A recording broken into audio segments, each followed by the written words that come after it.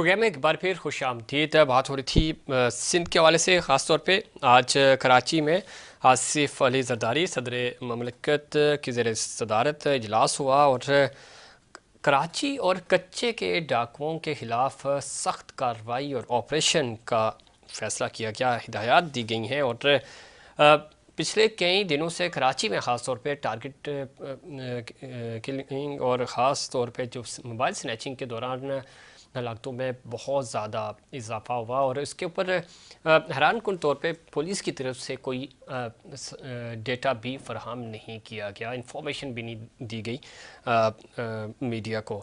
दूसरी तरफ MQM PPP के दरमियान जो एक डेडला कराची को लेकर ही, अमन अमान को लेकर थी, वो ख़त्म हुई और आज दोनों जमातों के गिले शिकवे दूर भी हुए। वो आज इस इजलास में MQM ने भी शिरकत की और उनके तहफ़्फ़ुज़ात भी दूर कर दिए गए हैं। आसिफ अली जरदारी ने कहा है कि ज़मीनों पर गैर कानूनी कब्ज़ा और ख़ास तौर पे जो स्ट्रीट क्रिमिनल्स हैं, कच्चे के इलाके में डाकू हैं और मंशियात फरोशों के ख़िलाफ़ बड़े पैमाने पर ऑपरेशन शुरू किया जाए और इस मकसद के हसूल के लिए दीगर सूबों से करीबी रवाबित भी कायम किए जाएँ।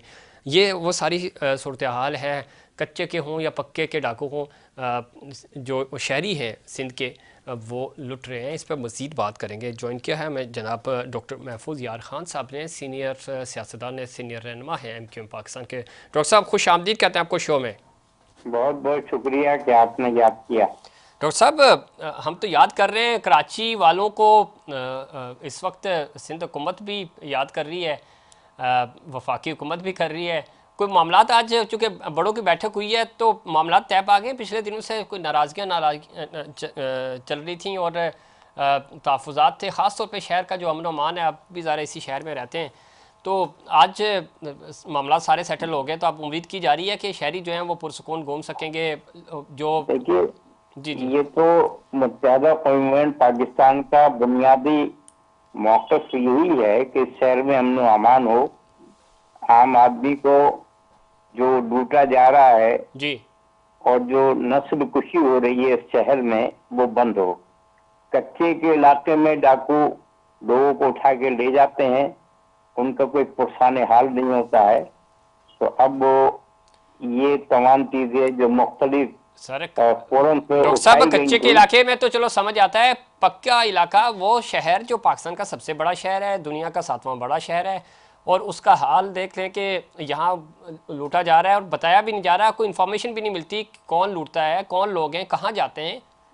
देखिए, जब इस शहर की पुलिस नहीं होगी तो आपको इस किस्म की चीजों का सामना होता रहेगा। और ये हमारा बहुत पुराना मुतालबा है कि एक ग्रेड से 15 ग्रेड तक के डिस्ट्रिक्ट में जो भी अपॉइंटमेंट्स हों वो ठीक। उसी डिस्ट्रिक्ट के लोगों के हों। अभी बीच में जो शिकारपुर से 86 के करीब लोग ट्रांसफर हुए थे जिनका कच्चे के डाकुओं से रास्ता था, लेकिन IG और DIG की काविशों को देख के हमें ये हुआ कि शायद कोई एक्शन होगा। इस शहर में रोजाना गाड़ियां चोरी हो रही हैं, मोटरसाइकिलें छिन रही हैं, लोगों को बैंकों से निकलते हुए लूटा जा रहा है और मज़ाहमत करने पे गोली मार देते हैं। ऐसा लगता है कि यहाँ पर भी जो हालात हैं वो मुख्तलिफ नहीं है उन इलाकों से जहाँ पर जुल्म ज्यादती हो रही है।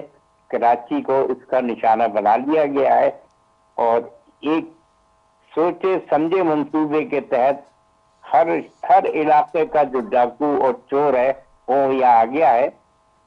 मुत्तहदा कौम पाकिस्तान ने इस बात का फैसला किया कि वो दोबारा से अपनी उन टीमों को जो हम चौकीदारा करते थे उसको ही बहाल करेंगे।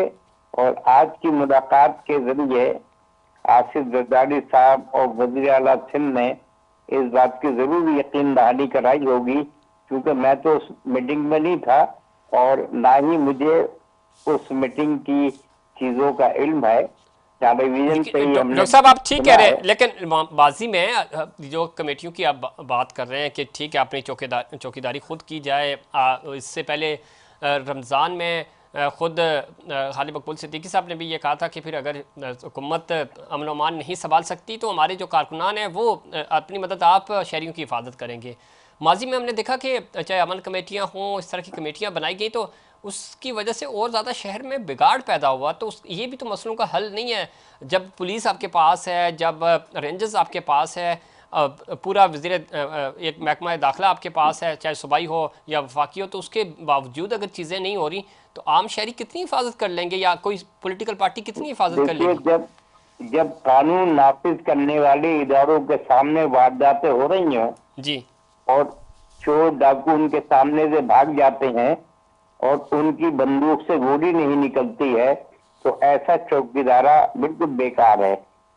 या तो रेंजर्स और दीगर कानून नाफिज करने वाले इदारे जी उन लोगों को ऑन द स्पॉट पकड़ें और कोर्ट से उनको सजाएं दिलवाएं। और चूंकि कोर्ट से सजाएं नहीं हो रही थी तो बाद जगहों पे लोगों ने इन चोरों को, डकैतों को मार मार के दौड़ान किया और फिर पुलिस के हवाले कर दिया। अब अगर इनको सजाएं होती हैं तो शायद कोई बेहतर रास्ता निकले, वरना तो शहर में ऐसे हालात हो गए हैं कि तो लोग इसमें डॉक्टर साहब ये बात आपकी ठीक है। हमने देखा पिछले कुछ साल, 1.5 साल पहले चीज़ें बिल्कुल ठीक हो गई थी। कराची में स्नैचिंग बिल्कुल इतने ज़्यादा नंबर्स नहीं थे। अब तो हर जगह हो रहा है। और अफसोसनाक बात यह है कि वो शहरियों को लूट भी रहे हैं और मार भी रहे हैं। जो रमज़ानों में जो हमारे पास नंबर्स आए वो बड़े अफसोसनाक और तकलीफ दे थे। क्या वजह हो सकती है इतनी तेज़ी की, जहां गुर्बत, बेरोज़गारी, महंगाई तो की बात तो हो ही रही है, इसके अलावा क्या एलिमेंट्स हैं ऐसे कि ये एक रुझान बढ़ता जा रहा है इस तरफ? देखिए, जब तक आप एंट्रेंस पर मुख्तलिफ सूबों से आने वाले लोगों का रिकॉर्ड नहीं रखेंगे, उनकी प्रॉपर शिनाख्त नहीं होगी, आप इस टाइप के चोर डाकुओं को नहीं पकड़ सकते हैं। आपने कोई ऐसा सिस्टम नहीं बनाया है जिससे पता चले कि जो लोग दूसरे शहरों से, दूसरे सूबों से इस शहर कराची में आ रहे हैं उनका क्या रवाबित है। फकीरों की यदगार है और ज्यादातर फकीरों के भेष में चोर डाकू यहाँ पर आए हुए हैं। तो इसका भरपूर इंतजाम होना चाहिए। कराची पुलिस को, रेंजर्स को, डीजी रेंजर्स और कोर कमांडर साहब को ये चाहिए कि वो इस सिलसिले में शहर की इसी तरह हिफाजत करें जैसे कि हमारी सरहदों की हिफाजत करते हैं। ठीक है, ये तो पॉइंट आ गया। आगे चलते हैं डॉक्टर महफूज यार खान साहब। पॉलिटिकली जब हम देखते हैं, ज़ाहिर आप इस हुकूमत का हिस्सा हैं, यहाँ से आपको सूबाई भी और नेशनल असम्बली के लिए भी इस दफ़ा आप अच्छी सीटें मिली हैं। डेवलपमेंट हो सकेगी चूँकि मेयर तो आपके पास नहीं है, अब आपके पास सूबाई और नेशनल असम्बली के लिए मैंडेट मिला है। पॉलिटिकली हुकूमत कुछ साथ दे रही है, चीज़ें इट्स टू अर्ली, अभी ज़रा 90 दिन भी पूरे नहीं हुए हुकूमत को, लेकिन अब लगता है कि सियासी तौर पे भी मामला ठीक होंगे। कराची को तरजीहात में शामिल किया रखा जाएगा या माजी की तरह ये तजर्बा भी वैसे ही होगा?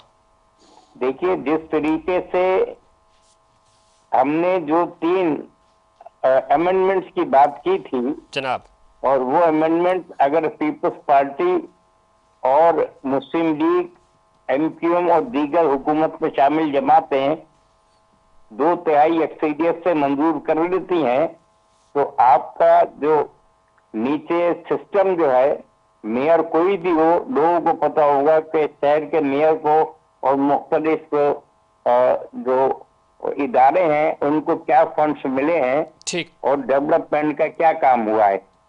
ये एक ट्रांसपेरेंट निजाम के जरिए होना चाहिए। देखिए, अभी भी पानी के टैंकर वैसे बिक रहे हैं, पानी की चोरी खत्म नहीं हुई है इस शहर से। इस शहर से लूट मार के साथ साथ जो लोगों को मारा जा रहा है उसकी हम शदीद मजम्मत करते रहे हैं और करते रहेंगे। और इस सिलसिले में आज की मीटिंग के बाद जो भी फैसले किए जाएंगे, मुत्तहदा कौमी मूवमेंट पाकिस्तान अपने कन्वीनर की हिदायत पर ठीक है, और वो तमाम मुंतखब अरकान कौमी और सूबाई असम्बली और सेनेटर्स वो इसको मिलजुल के अमल दरामद करवाएंगे। बहुत शुक्रिया डॉक्टर महफूज यार खान साहब प्रोग्राम में वक्त देने के लिए, और इसमें कोई शक नहीं। मिलजुल कर इस शहर की खिदमत करनी होगी, सूबे की खिदमत करनी होगी, मुल्क पाकिस्तान की खिदमत करनी होगी। तमाम सियासी जमातें मिलकर काम करें तो ही चीज़ें बेहतर होंगी। वक्त हुआ ब्रेक का, ब्रेक से वापस आएंगे तो पाकिस्तान पीपल्स पार्टी का पॉइंट ऑफ व्यू भी शामिल करेंगे। मिलते हैं आफ्टर ब्रेक।